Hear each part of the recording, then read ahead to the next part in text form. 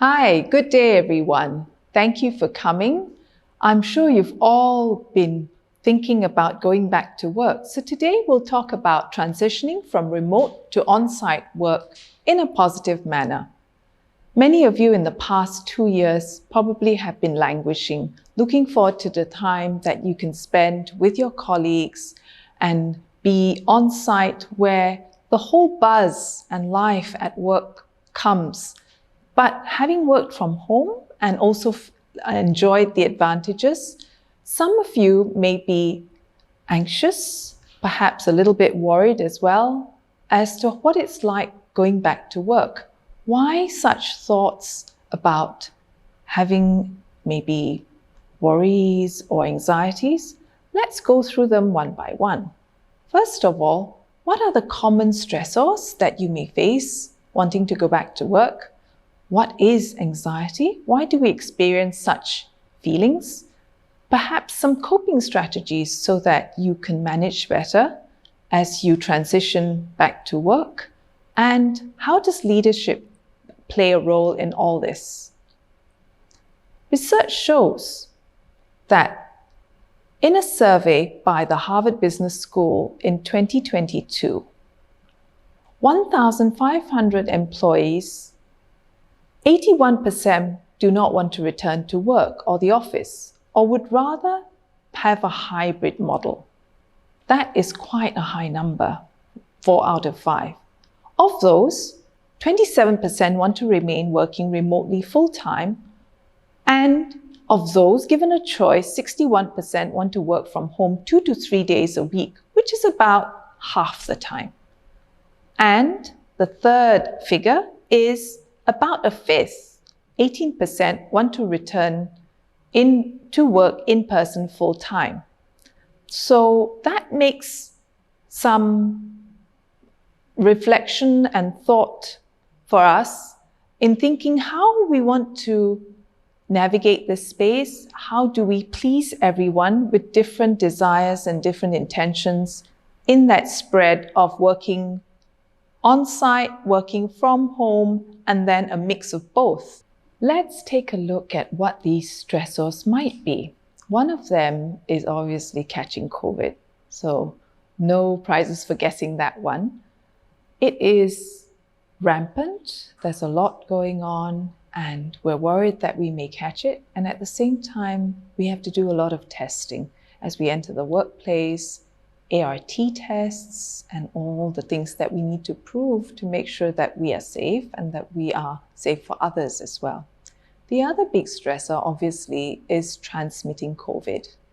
We may have elderly parents or in-laws that live with us, or caregivers to people who are a little bit more fragile or vulnerable, and therefore transmitting COVID is another big worry. Children who are not vaccinated may also catch it from us. So we do worry about this. Another stressor is being controlled. If we were used to working off-site and managing quite a bit of our time, not that it is that much more flexible, but perhaps a little bit more, now with that lack of being able to control it, being in a different environment also may be a stressor. Vaccination. Many of us have been vaccinated twice, if not 3 times. But some of us, because of various conditions that we may be having, are not good candidates for vaccination and therefore are not in the category of people that have that extra layers of protection. In that case, when we need to go back to work, it is again something that causes us some form of stress. Going about to common areas, restaurants, taking public transport whilst we're not vaccinated is also probably a nuisance and a big worry for us. Another stressor, obviously, is time. When we were working from home, we didn't have to commute. Not commuting would also mean a save in time as well as cost, because we've realized that through telework, there's so much more we can do rather than spend that time with the fatigue and extra effort on top of time and cost in commute. And there are many, many other stressors, and each of us face them differently. Let's look at the question of anxiety. Anxiety is provoked when we are unable to manage that emotion and it gets the better of us. When we worry, when we have continued stressors, we face that problem of anxiety. Adhering correctly to rules and regulations when we enter the workspace is an anxiety that could be provoked not so much by not following the rules, but not being up to date enough and not being able to make sure that we're following them correctly. Being punished for them is one of the things that also isn't very pleasant, especially when it was involuntary. So we do worry about them, but the way the virus works, things keep changing, directives change, and we need to be agile and manage these changes as well as we can without worrying too much about them, and depending also on our colleagues to keep us updated should there be a need. Another perhaps contributor to feeling anxious is grieving what used to be. Whilst we were working in the presence of other co-workers, it was something that we enjoyed. Then we adapted, we moved to off-site working and therefore adapted to something new. When we come back to work, we're actually grieving something that used to be. That feeling of being able to manage one's space, environment, and then grieving that loss and moving to something more common, something more communal. But again, for some, that was something they look forward to. So grieving is actually subjective. We might be grieving other things, the fact that we can no longer eat together in large groups, or that we can no longer walk about unmasked. That too are several things that we may be feeling a sense of grieving. A sense of loss is the same in that same vein, because grieving is probably a deeper sense of something that used to be. A sense of loss is also lightened by the fact that we wish we wanted something, but we're not quite sure. So that brings us to mixed emotions. Sometimes we're a little confused with all these changes, having to adapt constantly. We're also not quite sure what we're feeling. So these mixed emotions are something that we have to grapple with, and it does cause some form of anxiety. So some of the coping strategies that we can work with to make this transition a little bit easier, let's look at them. What do I like about my work? What do I want to do when I get back to work? So looking forward to these things could be a form of coping, a form of enjoyment in the fact, planning for it, looking forward to it, anticipation. Yes? The next thing could be self-awareness. How am I actually feeling about this? What is this feeling about? How did it come about? Are there certain triggers? If I recognize the triggers, how do I manage it, knowing that certain things trigger these emotions or these feelings? Self-care is another thing we could look at, knowing that this is going to be a rather difficult transition for some of us. We could take care of ourselves to the best of our ability by having carved out time for us to practice some form of mindful breathing or meditation or exercise or cooking or gardening, something that we like doing, a form of hobby. Self-care is not self-indulgence. It is essential because we need to be compassionate with ourselves.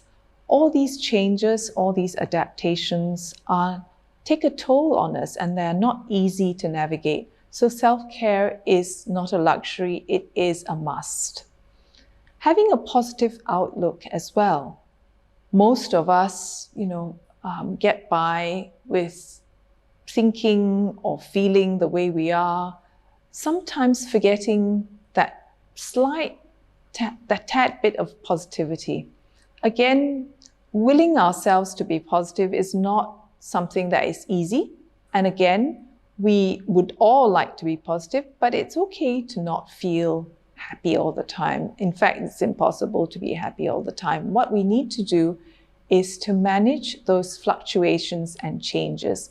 And in all that, feeling positive would start by perhaps having a gratitude practice, something that we are grateful for, or several things that we are grateful for, do take a different spin and help us remain a little bit more positive. With that positive outlook, we must be careful not to have it forced, in the sense that fake positivity is actually quite toxic. And the term toxic positivity was then coined so that people know that they aren't supposed to be feeling happy or forcing themselves to be happy when they aren't. However, they can be grateful, they can look on the bright side. The term perhaps silver lining can be a bit annoying, but that is the general gist of what I'm trying to say. Looking at things from a different perspective, from a perspective that is a little bit lighter, a little less down or sad. And the last one of the coping strategies would be setting boundaries. Knowing what makes us tick, what makes us excited, what makes us happy, and what is a definite no-no. In the workspace, as we integrate the workspace, we need to set certain boundaries of what we are able to accept and what we need to say no to. Saying no is not a bad thing as long as it doesn't contribute to someone else's unhappiness. So setting boundaries at work could be, I come back to work 2 or 3 days a week, but the rest of the time, when I do work from home in a hybrid manner, these are the things we can talk about, and these are the expectations we can set. The last thing we'd like to look at today, viewers, is leadership during this transition. Nothing will happen on its own, and the more it is framed, the better it is, the easier it is for staff, colleagues, and team leaders to manage. So the most important thing is to manage employee expectations. It's not just a one-way process, but leaders too need to set their expectations together with employees to see how they can come to happy compromises where this transition from home to work can be as smooth and productive as possible. We also, as leaders, need to be transparent and acknowledge employees' anxiety if there is anxiety. For those of us, like we said, in the study that revealed that 18% actually want to go back to work full-time and enjoy that environment, there's not much to be worried about.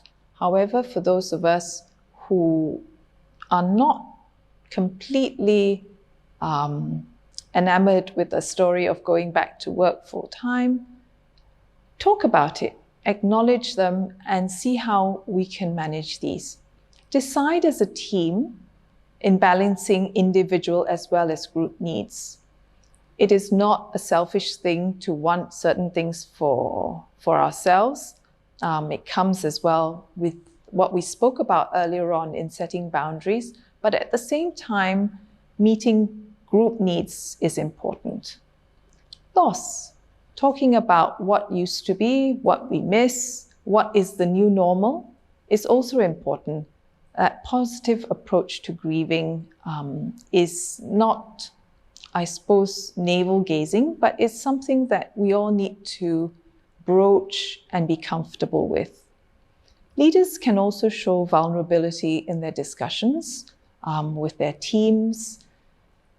Remember, as we share our struggles, not to overdo it, because nobody wants to listen to sob stories or anything that's too miserable. Showing vulnerability requires some form of authenticity, of course. And when we're genuine about it, we can all discuss it and try and overcome them together. Last but not least, try and be the change you want to see. Spark joy in others as we role model being that leader, leading people back, helping them overcome certain struggles that they may face. We try and do it with genuine joy. We try and share that feeling of happiness with our co-workers. And if it's not happening because of too many changes, be honest with that as well. So I'd like to thank you for your attention today and look forward to further engagements with you. Thank you.